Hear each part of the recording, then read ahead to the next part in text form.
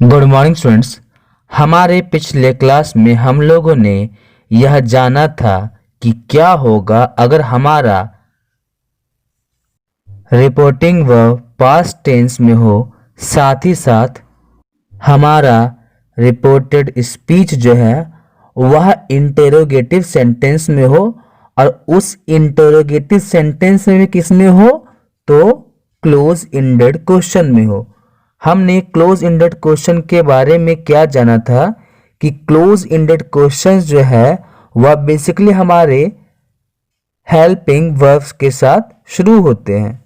हमारे आज की क्लास में हम लोग यह जानने वाले हैं कि अगर हमारे सेंटेंस में जो हमारा रिपोर्टेड स्पीच है अगर उसमें डबल इंटरोगेटिव सेंटेंस हो तो उसे हम लोग किस प्रकार से बदलेंगे। अगर हम बात करें डबल इंटरोगेटिव सेंटेंस के बारे में तो उसके बारे में हम लोगों ने यह जाना था कि डबल इंटरोगेटिव सेंटेंस को हम लोग ओपन एंडेड क्वेश्चन के नाम से भी जानते हैं, जिसके लिए हमें कोई जवाब देते हैं तो वह किसी तरह का सेंटेंस होता है। जैसे कि when do you visit Hanuman mandir, तुम हनुमान मंदिर कब जाते हो। When did you call me, तुमने मुझे कब फोन किया था। Where are you going now, तुम अब कहाँ जा रहे हो। Where were you going that day, तुम उस दिन कहाँ जा रहे थे। Where have you kept my money, तुमने मेरे पैसे को कहाँ रख दिया है। तो इन सारे के सारे सेंटेंस में हम लोग जो है अगर हम बात करें तो अगर कोई व्यक्ति जो है इसका जवाब देता है तो वह किसी सेंटेंस में देगा, तो यही हमारा हो गया double interrogative sentence. Interrogative sentence और डबल इंटरोगेटिव सेंटेंस में हमारा सिर्फ हमारा WH वर्ड फैमिली वाले वर्ड्स में बस अंतर होता है। जैसे अगर यही था हमारा when do you visit Hanuman मंदिर को हम क्या लिख सकते थे, डू यू विजिट हनुमान मंदिर, तो यह हमारा हो जाता है इंटरोगेटिव सेंटेंस, जिसे हम लोग क्लोज इंडेड क्वेश्चन के नाम से भी जानते हैं। उसी प्रकार से when did you call me का हो जाता है did you call me. Where are you going now का are you going now. Where were you going that day का क्या हो जाएगा were you going that day. और where have you kept my money क्या होता have you kept my money. So I think अभी तक आपको ये बातें क्लियर हुई होगी, और अगर आपको इंटरोगेटिव सेंटेंस के बारे में और अच्छे से जानना है तो आप हमारी प्रीवियस वीडियो जो कि हमारे प्लेलिस्ट में होगी उसे आप देख सकते हैं। अब देखिए यहाँ पे क्या होगा, हम इंटरोगेटिव सेंटेंस का कुछ एग्जांपल ले लेते हैं। हम लोगों ने क्या लिखा था, डू यू ईट का हम लोगों ने क्या लिखा था, डायरेक्ट स्पीच से इनडायरेक्ट में यू ईट, क्योंकि हम लोगों ने क्या बताया था कि अगर हमारे इंटरोगेटिव सेंटेंस है तो उसे डायरेक्ट स्पीच से इनडायरेक्ट में बदलने के लिए क्या करते हैं, उसे असर्टिव सेंटेंस में बदल देते हैं। तो अगर हम लिखते हैं डू यू ईट का क्या लिखते हैं यू ईट, वही अगर हम बात करें व्हेन डू यू ईट का क्या हो जाएगा, तो हम यहाँ क्या देख पा रहे हैं कि बस हमारा WH वर्ड व्हेन लगा है डू यू ईट के साथ, तो हमारा यू ईट के साथ भी हमारा व्हेन लग जाएगा। अगला सवाल लिखते हैं डू यू नॉट ईट का क्या हो जाता है यू डू नॉट ईट, वही अगर हम इसे कन्वर्ट करें तो क्या हो जाता है why do you not eat का क्या हो जाएगा why you do not eat. उसी तरह है डज ही नो का हम लोग क्या लिख रहे थे ही नोज, तो वही हमारा हो जाता है डबल इंटरोगेटिव में हाउ डज ही नो, तो इसका क्या हो जाता है डायरेक्ट से इनडायरेक्ट में हाउ ही नोज। उसी तरीके से अगर हम बात करें डज ही नॉट नो को क्या लिखा था हम लोगों ने ही डज नॉट नो, तो उसे हम दोबारा देखें तो क्या हो जाता है how does he not know how he does not know.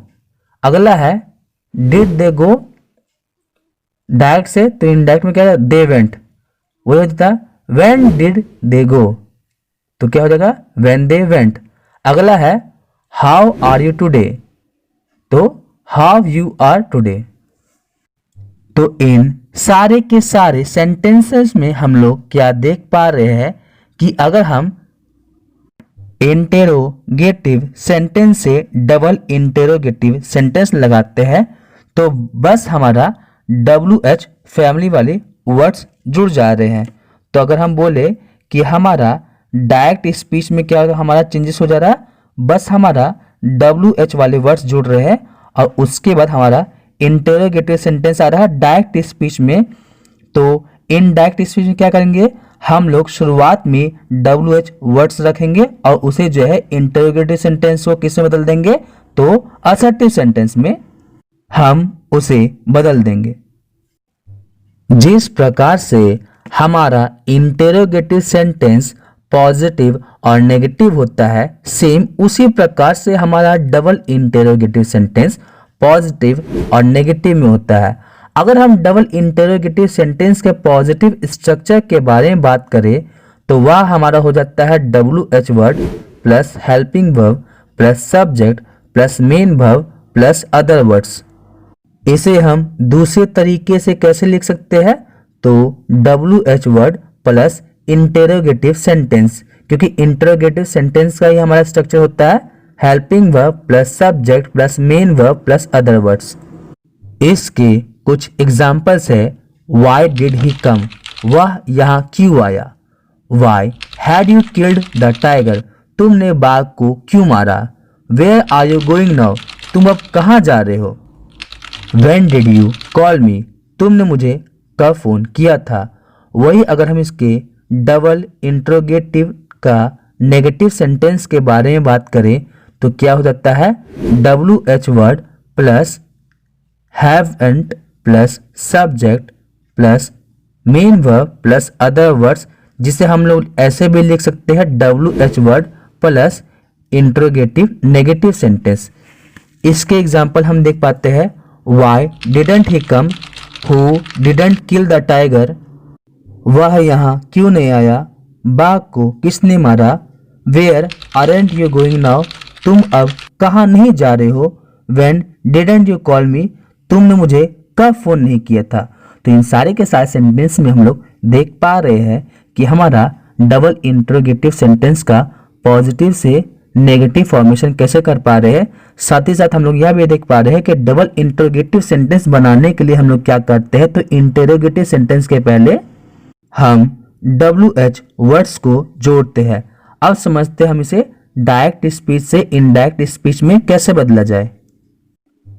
अगर हम बात करें इंटरोगेटिव सेंटेंस के बारे में तो हम लोगों ने इंटरोगेटिव सेंटेंस के बारे में क्या जाना था कि अगर हम कॉमा या इन्वर्टेड कॉमा हटाते हैं तो उसके बाद हम लोग इफ या वेदर लगाते हैं। वही अगर हम बात करें डबल इंटरोगेटिव सेंटेंस के बारे में तो यहाँ पे जब कभी भी हम लोग कॉमा या इन्वर्टेड कॉमा हटाते हैं तो हम लोग इफ या वेदर नहीं लगाते हैं। तो सवाल है क्या लगाया जाता है, तो हमारा जो WH वर्ड्स जो है उसी को हम लोग इस्तेमाल करते हैं।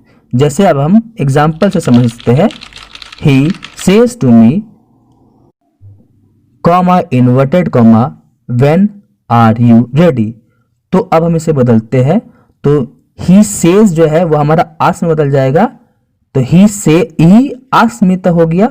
अब कॉमा इन्वर्टेड कॉमा हटाने के बाद हम लोग यहाँ पे क्या लगाएंगे, व्हेन लगा देंगे, जो कि हमारा क्या हो जाता है WH वर्ड। फिर उसके बाद आई एम रेडी। क्यों, क्योंकि आर यू रेडी क्या है हमारा इंटरोगेटिव सेंटेंस, तो उसे हमने किस में बदला, पॉजिटिव सेंटेंस में, तो वही हो गया आई एम रेडी। अगला सवाल है he says to me comma inverted comma when aren't you ready, तुम कब तैयार नहीं रहते हो। तो इसे हम डायरेक्ट से इनडायरेक्ट बदल देंगे, तो हमारा सिंपल हो गया आर यू रेडी को ही हम लोग बदल देंगे, बाकी सारा में किसी तरह का खास बदलाव नहीं होगा। हमारा आंसर हो जाता है he asked me when I am ready या फिर when I am not ready. तो पहला में हमारा हो गया व्हेन आर यू रेडी, दूसरा में हो गया व्हेन आरंट यू रेडी। यह हमारा पॉजिटिव और नेगेटिव स्ट्रक्चर दोनों हो गया। हमारा अगला सवाल आता है he she says to Ram comma inverted comma when have you time for me. वह राम से कहती है, क्या कहती है, तुम्हारे पास मेरे लिए वक्त कब होता है। तो इसका हमारा आंसर क्या हो जाता है, she asked Ram when he has time for हर। यहाँ पे हम लोग क्या देख पा रहे हैं, शी का शी रहा, सेज टू आस्क में बदल गया, राम का राम रहा, कॉमा इन्वर्टेड कॉमा हटने के बाद हम लोगों ने यहाँ पे क्या इस्तेमाल किया, तो WH वर्ड को इस्तेमाल किया। फिर उसके बाद you have you, time for मी जो है वह हमारा किससे बदल गया, ही हैज टाइम फॉर हर, क्योंकि यू क्या है सेकंड पर्सन जो कि किसके अनुसार बदलेगा, ऑब्जेक्ट के अनुसार। और यहाँ पे ऑब्जेक्ट था हमारा राम। वही दूसरी ओर अगर हम बात करें मी के बारे में, तो यह जो है वो फर्स्ट पर्सन का ऑब्जेक्टिव केस है, और फर्स्ट पर्सन किसके अनुसार बदलता है, तो रिपोर्टिंग वर्ब के सब्जेक्ट के अनुसार। वही अगर हम इसके नेगेटिव फॉर्मेशन के बारे में बात करें तो हमारा सवाल होता है she says to Ram comma inverted comma when haven't you time for me, तो इसका क्या हो जाता है, she asked Ram when he hasn't time for her. और अगला हमारा क्वेश्चन है Ram says to Nila comma inverted comma why is your sister coming today. तो अगर हम इसे बात करें तो डायरेक्ट से इनडायरेक्ट में क्या हो जाता है, राम का राम रहा, सेज टू जो है वह आस्क में बदला, लीला का लीला ही रहा, कॉमा इन्वर्टेड कॉमा हटा, फिर हमारा वाई लग गया। अब हम यहाँ पे क्या देख पा रहे हैं, is your sister coming today, यह हमारा हो गया इंटरोगेटिव सेंटेंस। तो इसे हम किससे बदलेंगे, तो असर्टिव सेंटेंस में। तो योर सिस्टर में अगर हम देखें, योर क्या है सेकंड पर्सन जो कि किसके अनुसार बदलेगा, लीला के अनुसार। तो योर सिस्टर जो है वह हर सिस्टर में बदल जाएगा। फिर उसके बाद इज का इज ही हमारा रहा, फिर कमिंग टुडे। तो आई थिंक हमारे आज के क्लास के लिए इतना काफ़ी होगा। मिलते हैं हमारी नेक्स्ट क्लास में।